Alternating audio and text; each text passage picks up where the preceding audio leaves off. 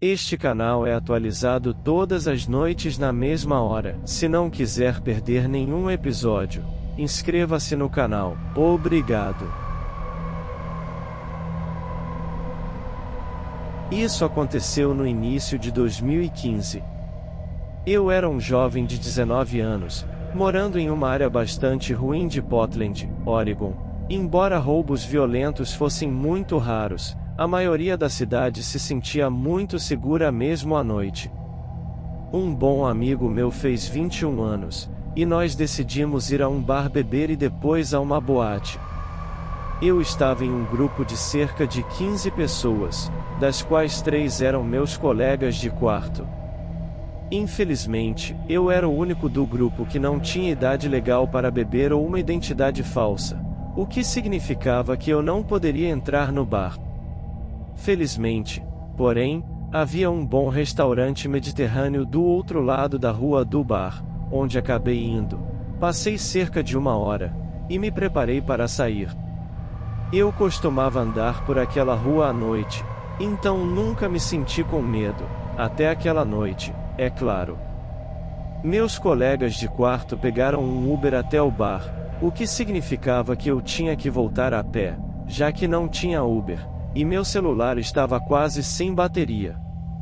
A distância até meu apartamento era de cerca de 3 milhas, e já estava perto da meia-noite, então eu chegaria por volta da 1 da manhã. Embora eu nunca tivesse ido à academia, achei que seria uma boa oportunidade de exercício, então decidi continuar a pé. Comecei a andar, passei por muitas pessoas bêbadas, e embora algumas gritassem comigo, nunca me senti inseguro ou ameaçado, então estava tranquilo. No entanto, na última milha até meu apartamento, eu tinha que passar por um parque escuro que poderia ser assustador à noite, não por causa do crime, mas porque aquela parte tinha apenas um poste de luz. Cheguei a esse lugar meio assustador por volta de 12h30. Quando caminhava pela rua escura e estreita sem postes, notei uma picape preta Chevrolet Silverado passando por mim em alta velocidade, quase parando quando passou por mim, mas depois decidindo continuar. Comecei a não ligar, mas foi quando as coisas começaram a ficar assustadoras. Quando tinha andado cerca de 1/4 de milha, o mesmo veículo apareceu vindo na direção oposta e fez a mesma coisa, desacelerando e quase parando quando passou por mim. Comecei a entrar em pânico, mas não demonstrei. Fingi ignorar o caminhão, mas meu instinto me disse que algo estava errado. O caminhão então começou a se mover novamente, mas desta vez não consegui manter a calma. Eu estava no meio de um parque escuro e isolado sem postes, possivelmente sem uma pessoa por 500 pés, e comecei a olhar em pânico enquanto a mesma picape vinha em minha direção e de repente freou bruscamente a cerca de 100 pés atrás de mim. Um careca que parecia ter o dobro da minha idade abriu a porta do passageiro e pegou o que parecia ser um taco de hóquei no caminhão. Olhei para ele arregalando os olhos, e ele me deu o olhar mais assustador e maligno que já vi em uma pessoa real. Ele gritou: "E sai da minha vista ou vou te bater." Enquanto planejava uma fuga, lembrei que havia uma área arborizada no parque atrás do meu apartamento, e considerei atravessar o parque e algumas árvores, e então meu apartamento ficaria do outro lado das árvores. Foi uma boa ideia, pois eu tinha caminhado por aquela rota durante o dia, e a picape não conseguiria atravessar a floresta. Quando comecei a caminhar em direção à floresta, ouvi outro comentário colorido de um grandalhão que caminhava na calçada oposta. Depois disso, o motorista da picape começou a correr em nossa direção com o taco de hóquei. Corri desesperadamente para a floresta, e felizmente o motorista decidiu não nos perseguir e voltou para a picape. Cheguei ao meu apartamento 5 minutos depois, e no estacionamento, vi o cara que estava passeando com seu cachorro, que parecia um fisiculturista meio machucado, então também fiquei com um pouco de medo dele, mas tivemos uma conversa agradável. Comecei a caminhar para meu apartamento, e com nojo e medo, olhei para fora da janela e vi a Silverado preta passando pelo meu apartamento e indo embora. Meus amigos chegaram por volta das 3 da manhã, pouco depois de eu ter ido dormir. Felizmente, nunca mais vi aquele racista novamente, e me mudei dali alguns meses depois. Após o incidente, evitei andar sozinho à noite em lugares escuros e isolados, e espero nunca encontrar o perseguidor de picape preta novamente.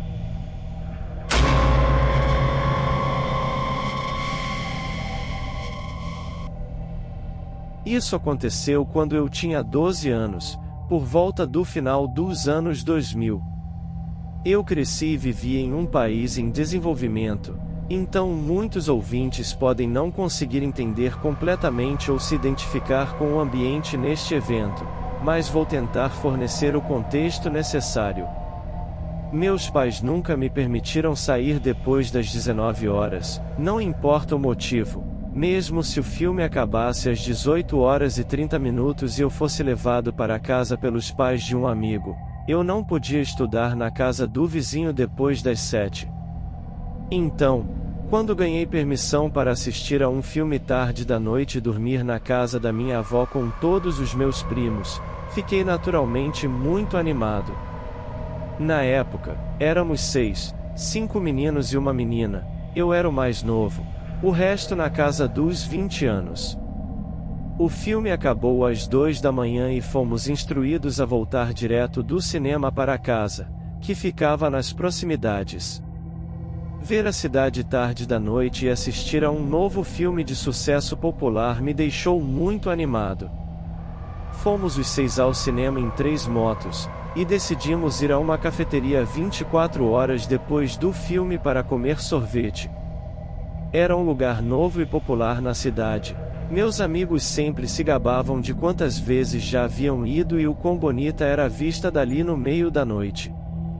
Depois do filme, caminhamos para fora do cinema, as ruas vazias exceto pela multidão do lado de fora do cinema, apenas os postes de luz iluminando as ruas esburacadas, até a farmácia estava fechada.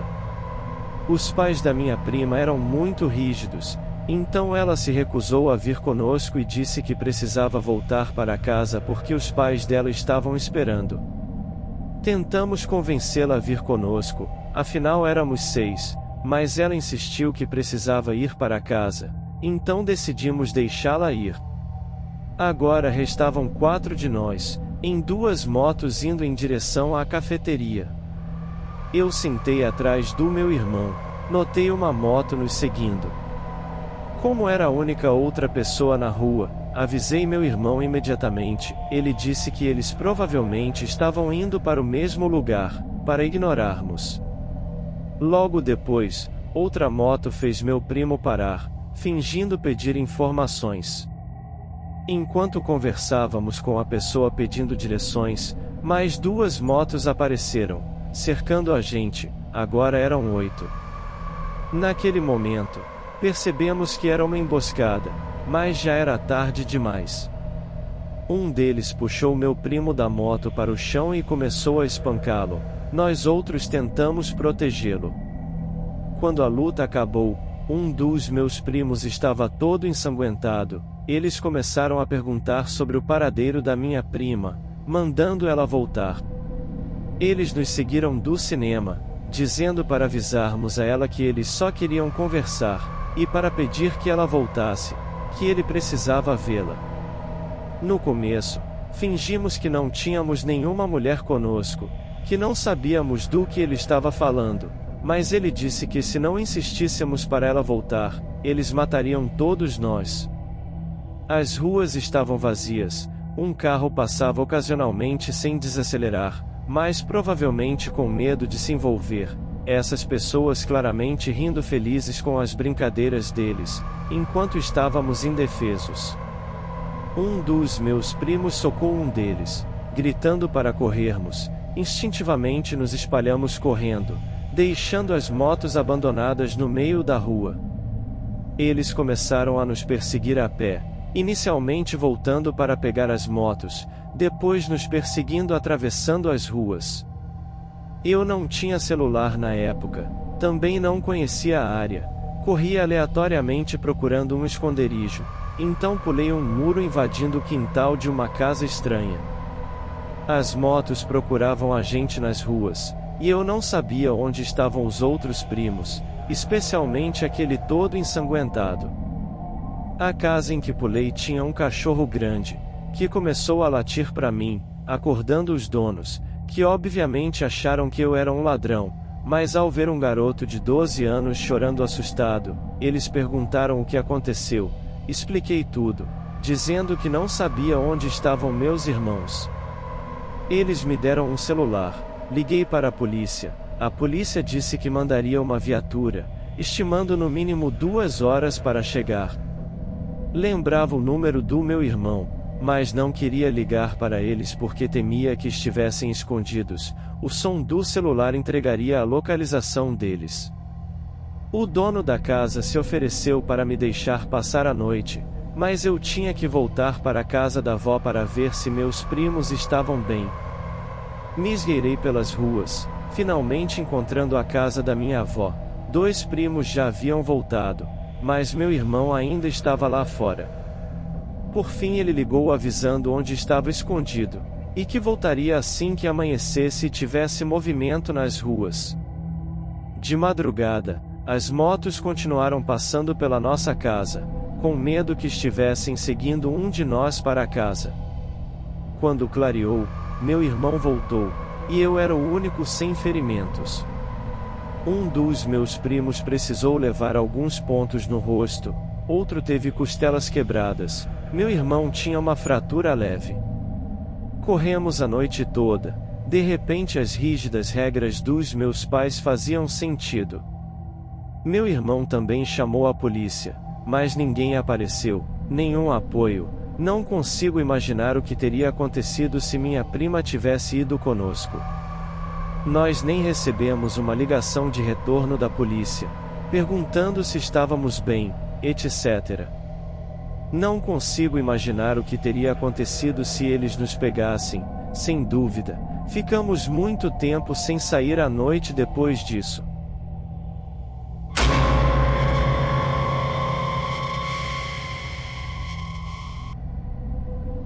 Isso aconteceu há cerca de 16 anos. Alguns anos atrás, alguém invadiu nossa casa em plena luz do dia. Na época, eu costumava passear com ela pela manhã, tarde e noite, pois eu a levava para caminhar por horas nas ruas. A algumas quadras de distância, passamos por uma SUV estacionada à beira da estrada. O motorista iluminou a janela do segundo andar da casa de alguém com um holofote, o que me pareceu muito estranho. No entanto, não pude fazer nada e continuei andando pelo bairro que costumava frequentar. Enquanto checava os carros e pedestres vindo na direção oposta, notei que a SUV já havia se movido. Então virei à esquerda e continuei andando. Agora eu gosto da minha cidade. É um bom lugar para se viver, mas tenho que admitir que às vezes acontecem coisas estranhas quando saio com o cachorro. Prostitutas já me pediram em casamento mais de uma vez. Certa noite, ouvi alguém gritando de dentro de um prédio abandonado. A voz parecia vir de uma alma maldita. A vida na cidade é realmente ótima, mas também traz alguns riscos. Esta cidade abriga alguns predadores. Virei em outro quarteirão, e minutos depois a SUV apareceu novamente. Talvez por causa de todos os relatórios policiais que li como repórter, tive a sensação de estar sendo seguido. Meu celular estava sem bateria na época, então não pude ligar pedindo ajuda. Depois da meia-noite, a única ajuda que poderia conseguir era de um cão. Já passava da meia-noite quando deixamos ela virar mais um quarteirão e vi as luzes da SUV aparecerem novamente na esquina atrás de mim. Já era muito tarde, eu me sentia cansado, mas tinha certeza que não conseguiria voltar para casa e que alguém poderia estar brincando de gato e rato. Virei a esquina do quarteirão, onde havia um bar com estacionamento. Rodei o prédio afastando-me da rua. Estava andando em direção à minha casa. Cheguei ao bar, me escondi no estacionamento, ficando em pé encostado na parede com meu cachorro. Como esperado, a SUV passou pelo bar e virou à direita na esquina. Observei eles passando devagar, depois esperei de 5 a 10 minutos no escuro, com meu cachorro, no caso de eles decidirem passar novamente. Mas eles não passaram. Eu e o cachorro voltamos para casa. Quando me preparava para dormir, apaguei as luzes. Até hoje não sei o que o motorista da SUV estava fazendo, por que iluminaram a janela do quarto de alguém com holofote, e por que decidiram me seguir. Ou talvez exista alguma conexão entre os dois incidentes. Gosto da cidade onde moro, mas tenho 3 filhos e não gostaria que qualquer um deles saísse tarde da noite, mesmo com nosso novo cachorro.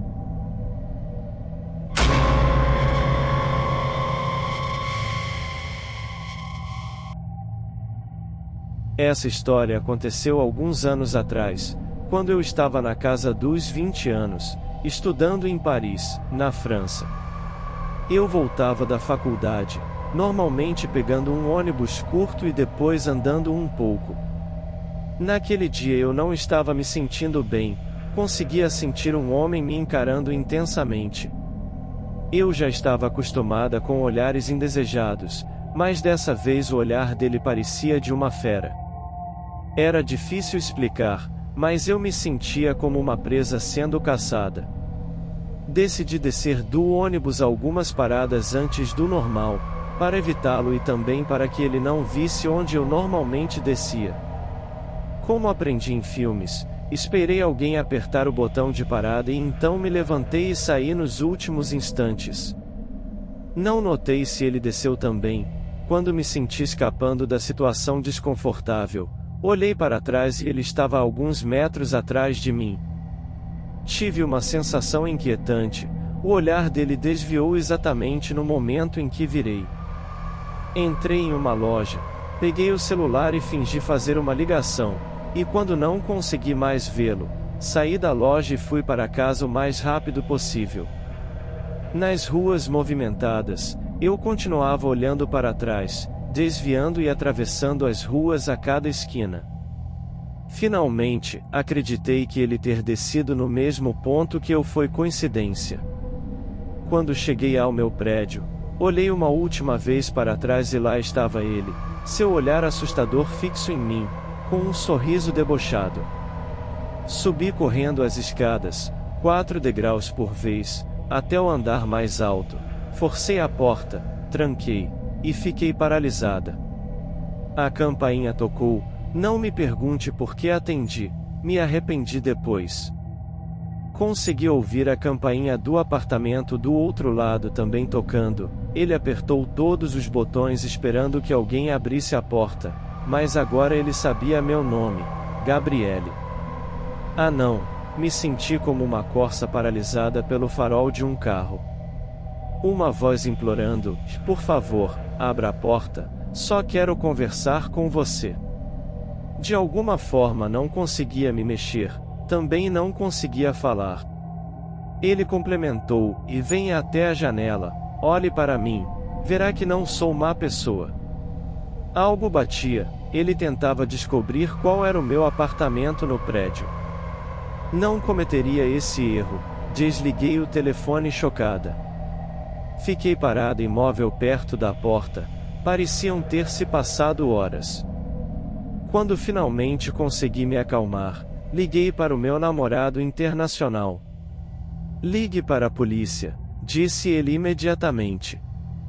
Por que não liguei para a polícia? Não sei, seria a primeira coisa que faria hoje.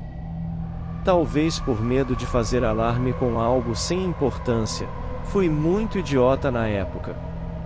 Liguei para minha melhor amiga, não queria me sentir sozinha, Contei tudo a ela e, depois de um tempo, me senti muito melhor, segura novamente, e de repente começamos a rir.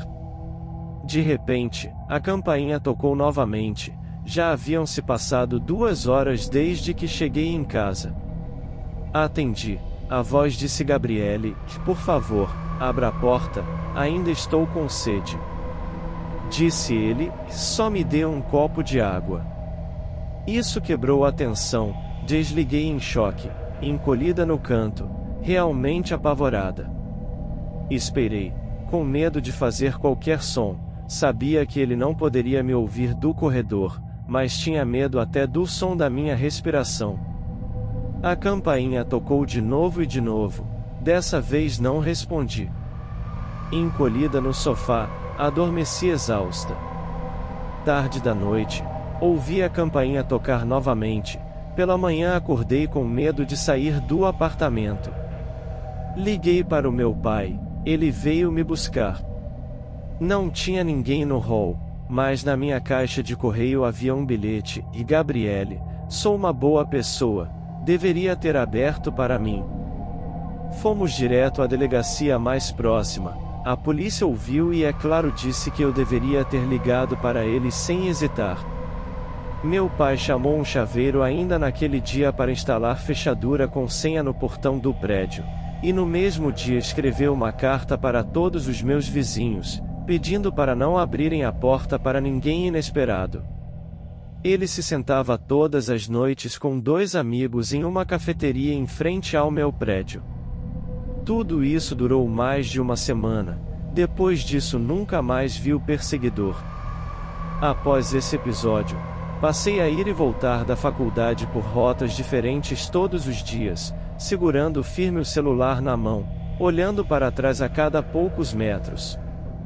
Até hoje sou muito atenta ao meu entorno, e nunca abrirei a porta se não for um visitante esperado. Pessoal, se vejam em qualquer situação desconfortável, liguem para a polícia imediatamente, não sejam idiotas como eu, fiquem seguros.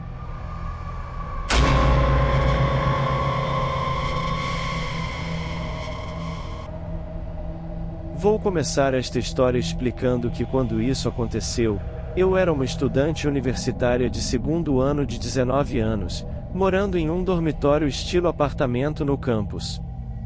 Minha escola ficava em uma área não muito segura da cidade, então eu costumava dirigir um pouco mais longe para fazer compras, para que eu pudesse estar em um lugar relativamente seguro. Quando isso aconteceu, eu pretendia fazer o jantar, mas percebi que não tinha alguns temperos necessários. Normalmente, eu poderia dizer deixa para lá, faço outra coisa, mas a carne já estava de molho há um dia ou mais, eu precisava cozinhá-la. Eu considerei ir ao Walmart que ficava a apenas 2 minutos de carro do meu campus, mas já era tarde e eu não queria ir sozinha no escuro. Esse Walmart ficava ao lado de uma rodovia principal, e como garota sozinha, eu me senti em risco indo lá. Então escolhi um Walmart a cerca de 20 minutos de carro do meu lugar. Cheguei nesse Walmart, comprei os temperos e algumas outras coisas, e não houve problema no checkout. Quando terminei, já estava completamente escuro. Voltei para o banco do motorista, coloquei algumas sacolas no banco do passageiro, e foi quando notei uma mulher, afro-americana, provavelmente na casa dos 50 anos, olhando para a traseira do meu carro. Na época, eu dirigia um carro velho, que seria surpreendente se você entende de carros que ainda estivesse funcionando. Algumas pessoas haviam olhado antes, geralmente homens mais velhos, que viriam perguntar algumas coisas sobre meu carro.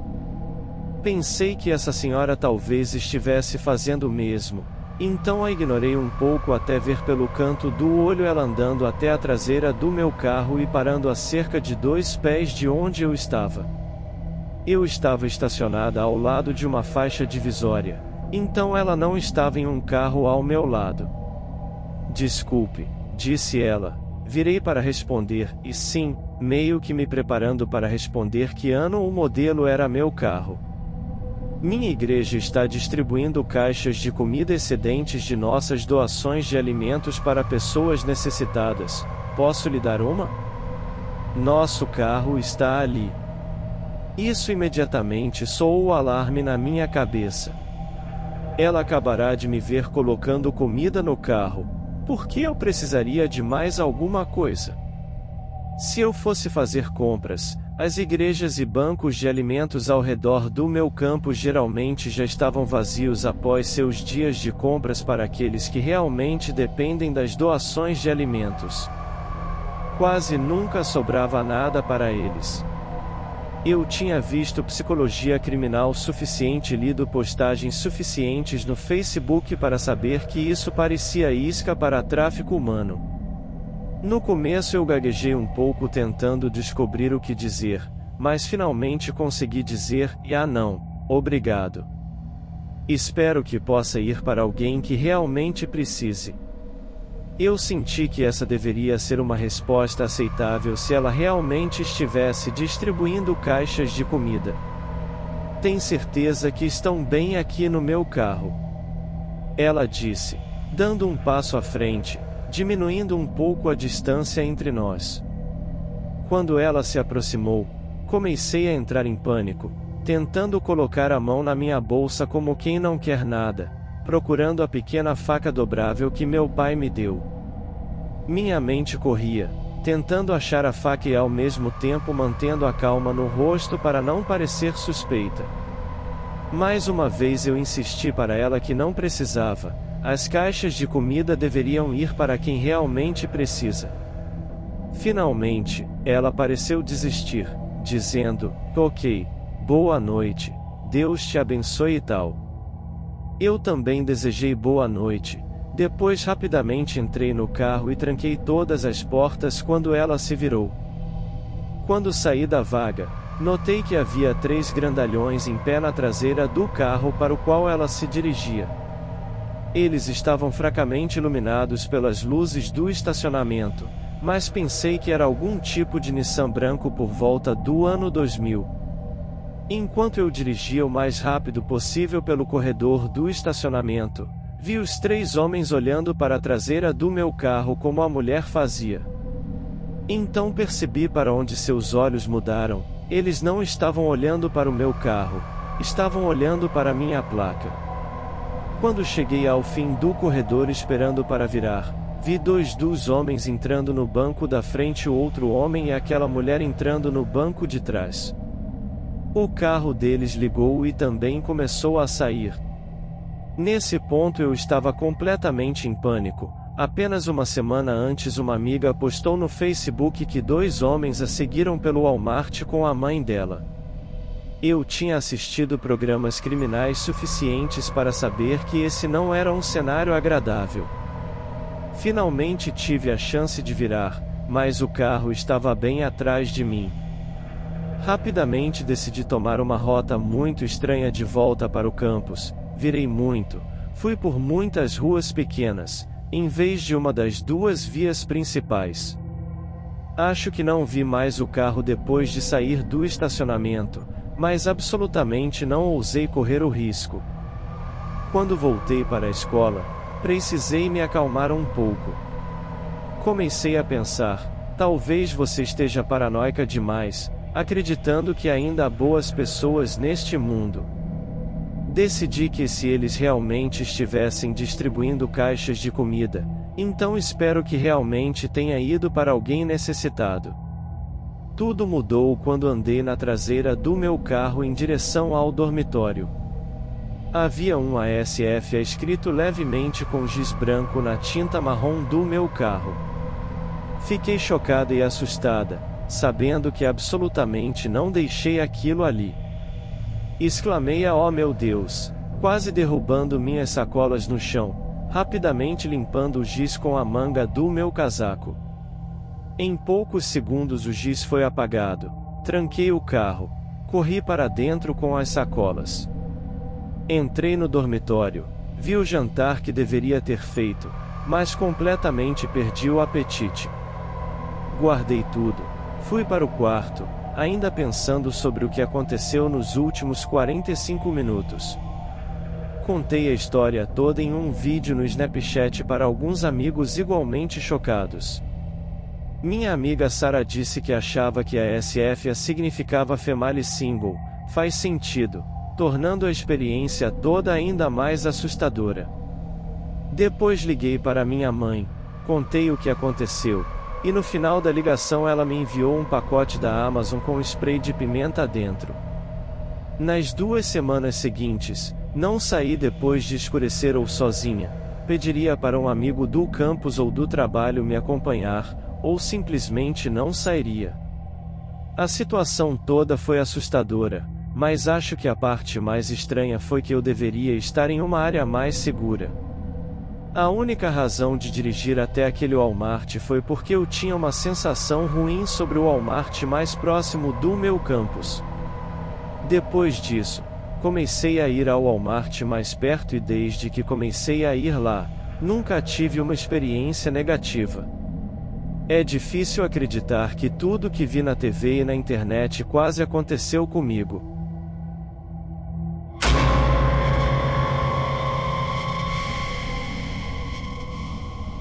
Obrigado por ouvir este programa.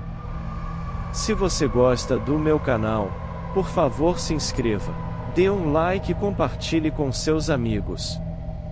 Até amanhã à noite.